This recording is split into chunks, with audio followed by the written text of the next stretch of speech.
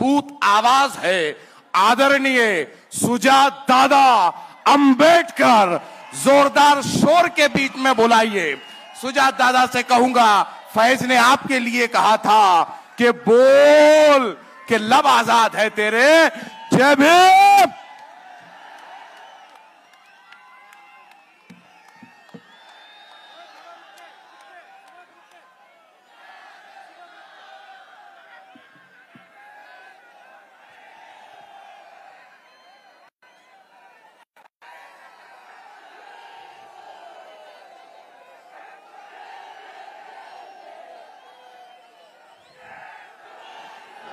Doctor Babasaheb आंबेडकरांचा, वंचित बहुजन आघाडीचा, आंबेडकर तू मागे पडो। जय जय जय जय जय भीम, जय जय जय जय जय भीम। समतेचे विचार रुजवणाऱ्या सर्व महामानवांना त्रिवार अभिवादन करतो। मंचावरती उपस्थित सर्व मान्यवर, तसेच इथे उपस्थित माझ्या माता भगिनी, वडीलधारी मंडळी, या चळवळीतले साथीदार आणि तसेच भारताचे संविधान मानणारे या देशातल्या प्रत्येक नागरिकाला माझा जय जिजाऊ, जय शिवराय, जय ज्योती, जय क्रांती, जय लहूजी, जय मल्हार, अस्सलाम वालेकुम आणि जय भीम। 2 वर्ष 11 महिने आणि 17 दिवस हे ड्राफ्टिंग कमिटीला भारताचं संविधान लिहायला लागले आणि 2 वर्ष 11 महिने आणि 17 दिवसांनंतर जेव्हा बाबासाहेब आंबेडकरांनी कॉन्स्टिट्युएंट असेंब्ली समोर संविधानाचं त्यांचं ड्राफ्ट समोर ठेवलं, तेव्हा त्यांनी एक महत्त्वाचं भाषण दिलं होतं आणि ती तारीख होती 25 नोव्हेंबर 1949। आणि म्हणून 25 नोव्हेंबर रोजी ज्या विचारांनी आणि ज्या विचारधारेने साहेबांनी संविधान लिहिलं होतं, त्या विचारांना, त्या विजनला आणि त्या विचारधारेला वाचवून ठेवण्यासाठी आणि त्याचा सन्मान करण्यासाठी वंचित बहुजन आघाडी 25 नोव्हेंबर रोजी शिवाजी पार्क वरती संविधान सन्मान महासभा घेत आहे। आणि मी आपल्या सर्वांना एवढं सांगतो की ह्याच्या पुढच्या प्रत्येक वर्षी वंचित बहुजन आघाडी 25 नोव्हेंबर रोजी शिवाजी पार्कला इतक्याच मोठ्या गर्दीने, इतक्याच मोठ्या ताकदीने, इतक्याच मोठ्या संख्येने दरवर्षी संविधान महासभा घेत राहील आणि आपल्या सर्वांना यायला भाग आहे। आणि हेच बोलत असताना बाबासाहेबांनी त्या भाषणामध्ये त्यांचे विजन मांडली होती, विचार मांडले होते आणि तशीच एक काळजी आणि पोटतिडकी मांडली होती।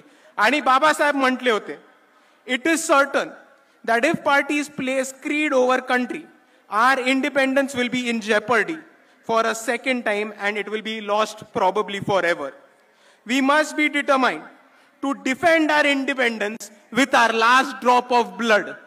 याचा अर्थ हाच होतो की इकडच्या राजकीय पक्षांनी, इकडच्या सत्ताधाऱ्यांनी जर देशासमोर देशाच्या प्राधान्यापेक्षा वरती जात, जमात आणि धर्म ठेवला तर आपण आपलं स्वातंत्र्य गमवून बसू, ही परिस्थिती आपल्या सर्वांना समजून घेतली पाहिजे।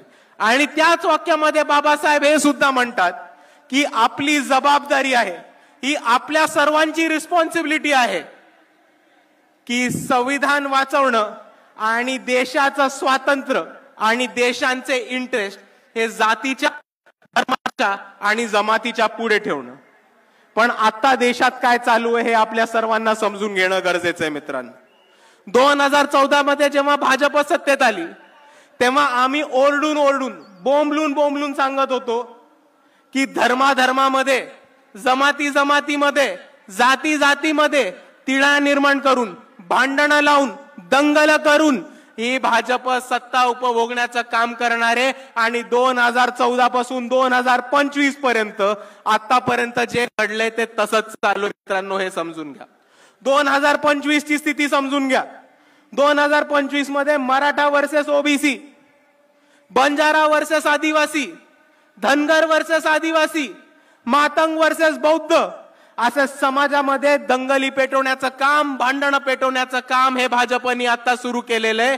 हे आपल्या सर्वांना समजून घेणं गरजेचं आहे. दुसऱ्या बाजूला परवाचीच घटना बघा. अरुणाचल प्रदेशची एक महिला होती. 18 तास तिला चायनामध्ये शांघाय एअरपोर्ट वरती चायनाच्या अथॉरिटीजनी, चायनाच्या सरकारनी तिला दाबून ठेवलं होतं. का? कारण ती अरुणाचल प्रदेशची होती आणि भारताचा पासपोर्ट वापरत होती.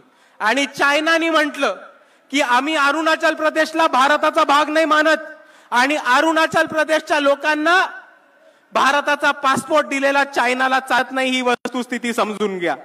1 महिन्यापूर्वी भारताचे माजी सरन्यायाधीश भूषण गवई यांचे पुतळे जाळण्यात आले आणि यांच्या पुतळ्यांना चपला मारण्यात आल्या.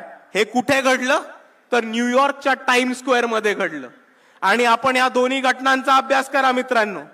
जेव्हा त्या अरुणाचल महिलेला सांगतात की तुमचा भारताचा पासपोर्ट चालत नाही आणि चायना अरुणाचल प्रदेशला भारताचा भाग मानत नाही, आणि जेव्हा सरन्यायाधीश भूषण गवईंचे पुतळे जाळले जातात आणि त्यांच्या पुतळ्यांना चपला मारल्या जातात, तेव्हा तो फक्त एका महिलेचा किंवा भूषण गवईंचा अपमान नाहीये. तो एका आदिवासी महिलेचा आणि एका दलित माणसाचा अपमान नाहीये, तर तो भारताच्या न्यायव्यवस्थेचा अपमान आहे.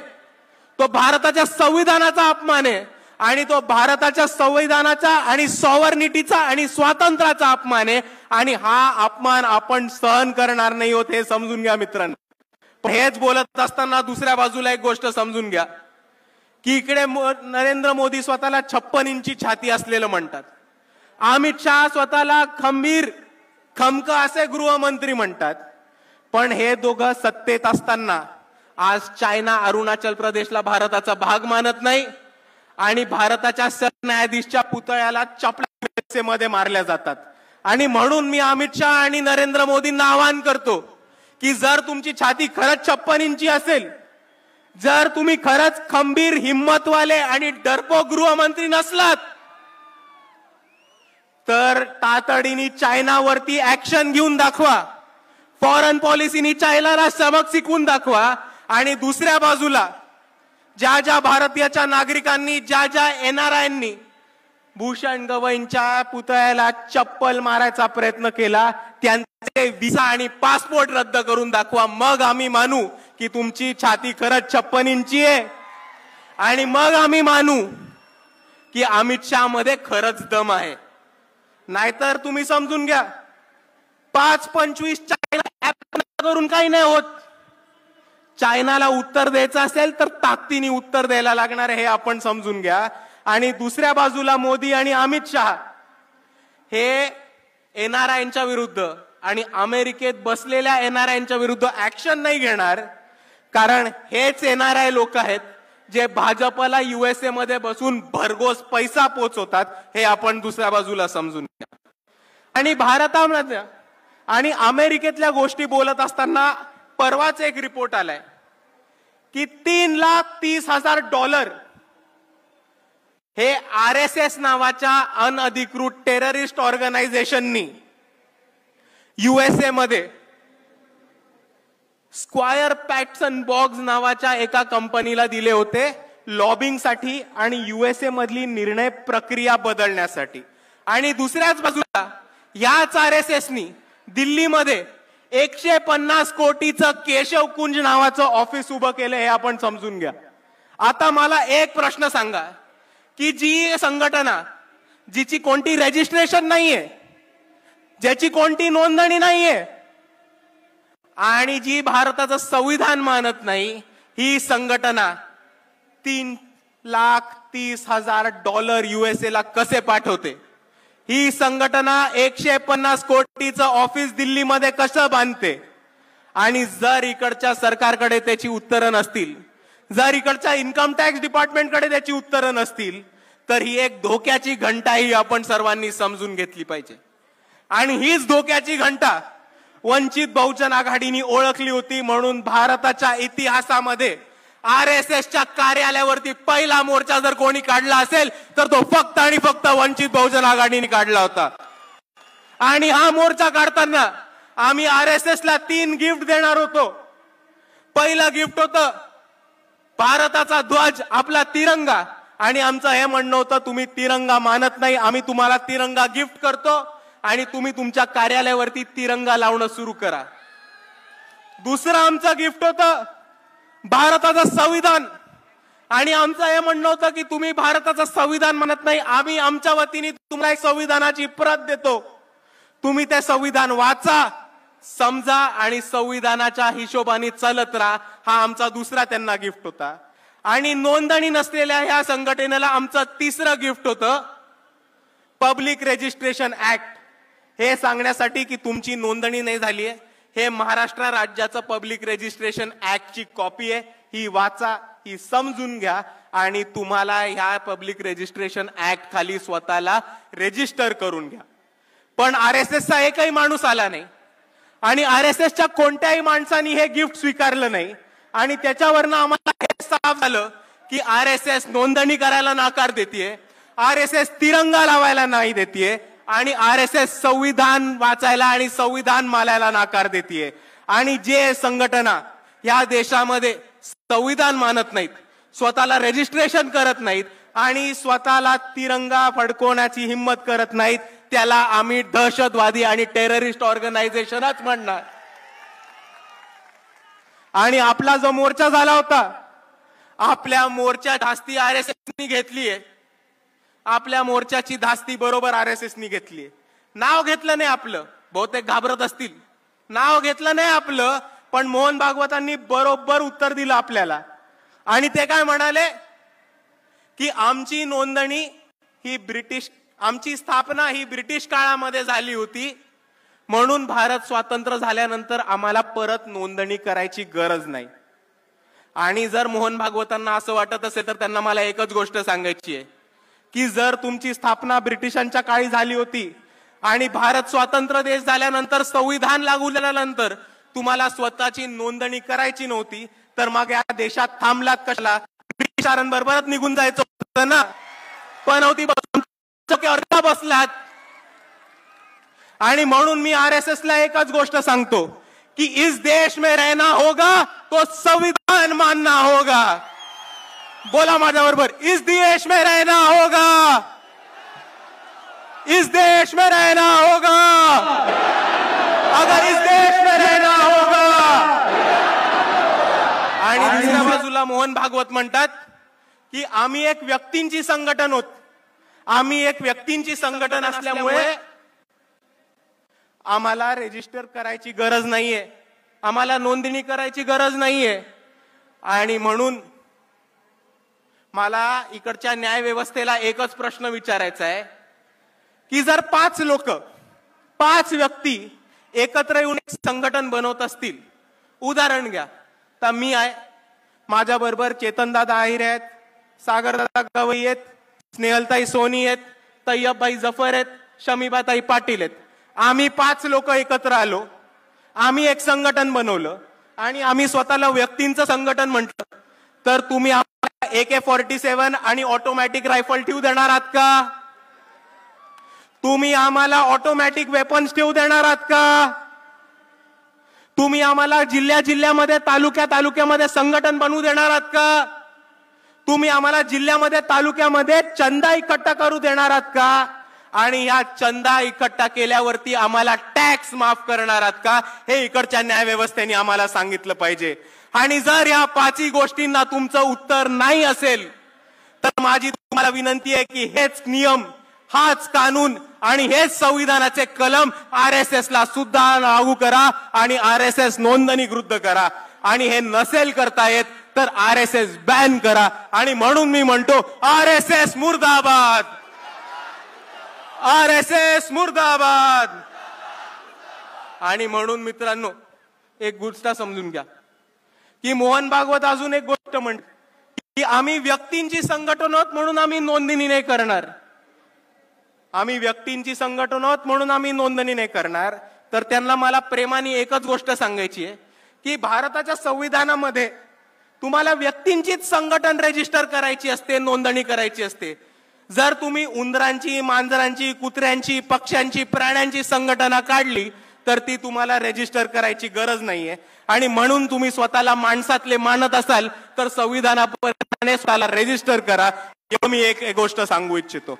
आणि मित्रांनो, म्हणून मी दरवेळेस म्हणत राहतो की या भारतामध्ये जर कोणी RSS ला थांबू शकणार असेल, जर कोणी बीजेपीला हरवू शकणार असेल आणि जर कोणी मनुवादाला अंगावर घेऊन त्याला हरवू शकणार असेल, तर ते फक्त आणि फक्त या देशातले आंबेडकरवादी आहेत. त्याच्यापेक्षा अजून कोणामध्ये दम नाही.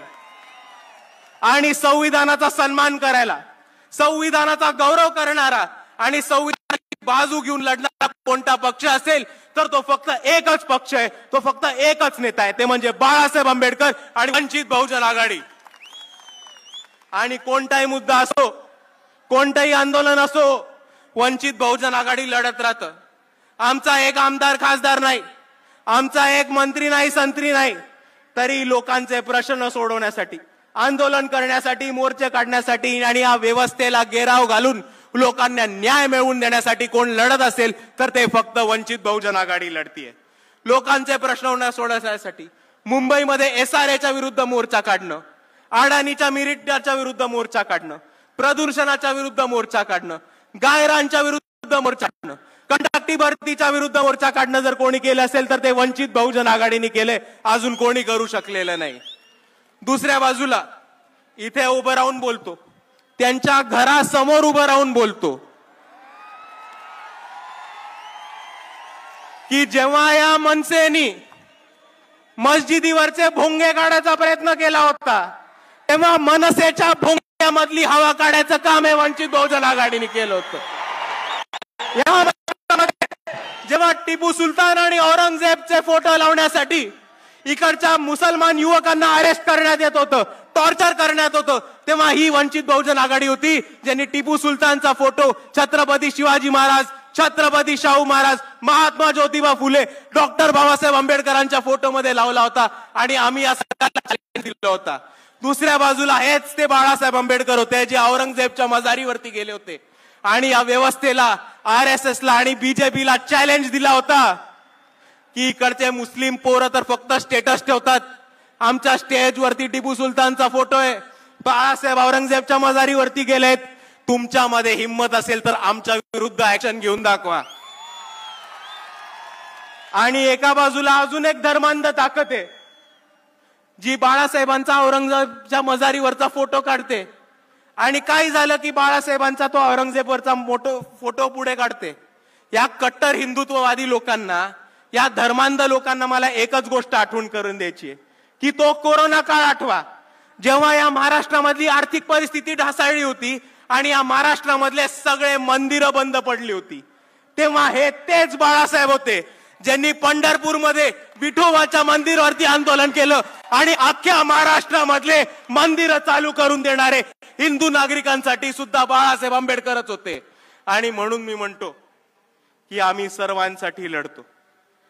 कोथरूड पुणे केस आपल्याला माहिती असेल, सोमनाथ सूर्यवंशींबद्दल काय झालं आपल्या सर्वांना माहिती असेल, पण पोलिसांना धारेवरती धरून, काळा कोर्ट स्वतः चढवून, कोर्टामध्ये जाऊन कोथरूड मधल्या त्या 3 मुलींना आणि सोमनाथ सूर्यवंशींना जर कोणी न्याय मिळवून दिला असेल तर ते फक्त बाळासाहेब आंबेडकर आणि वंचित बहुजन आघाडी होती. आणि म्हणून मित्रांनो, मी एवढंच सांगतो की आम्ही लढणारी लोक आहोत, मार खाणारी नाही, मारणारी लोक आहोत आणि याच्या पुढेही लढत राहू. आम्हाला साथ हवी आहे तर फक्त तुमच्या सर्वांची. म्हणून मी माझे 2 शब्द थांबवतो. आपल्या सर्वांना माझा मानाचा जय भीम, जय श्रीराम.